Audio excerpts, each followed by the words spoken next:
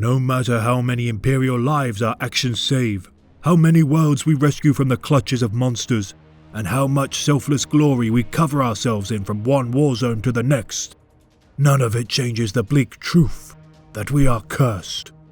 And when the black tide rises and drowns all that we are, does the legacy we leave behind excuse the monsters we become? Does it make our sacrifice worthwhile, as we are told? Or is it all swept away, rendered meaningless by the same bloody flood that takes our sanity? I just do not know.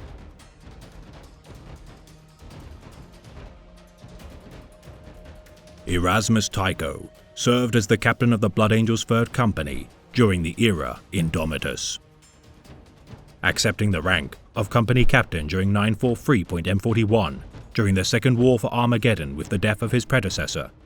During his tenure as a sergeant, Tycho demonstrated exceptional skill as a leader.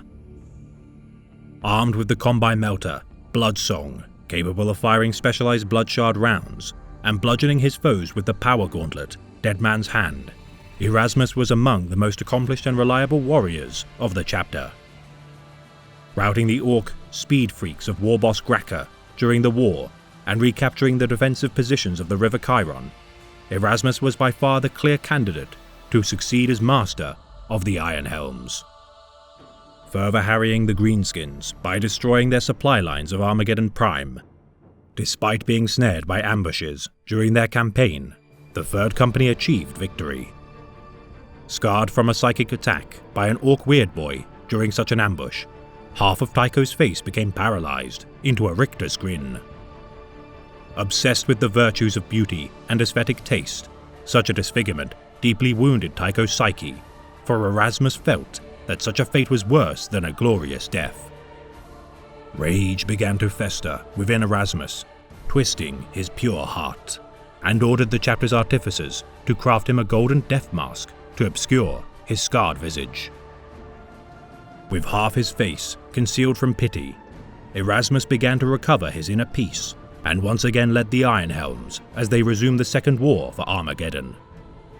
Among the greatest leaders of the Blood Angels during his service, many within the ranks of the chapter believed with the passing of their ancient leader, Lord Commander Dante, Erasmus would assume the mantle of Chapter Master. Yet due to his scarring at the hands of the Orc Xenos, Tycho displayed great fervor in slaying his nemesis. With the war over, Tycho's mentality fractured once more as the finery of the Arx Angelicum of Baal reminded him of his sundered beauty.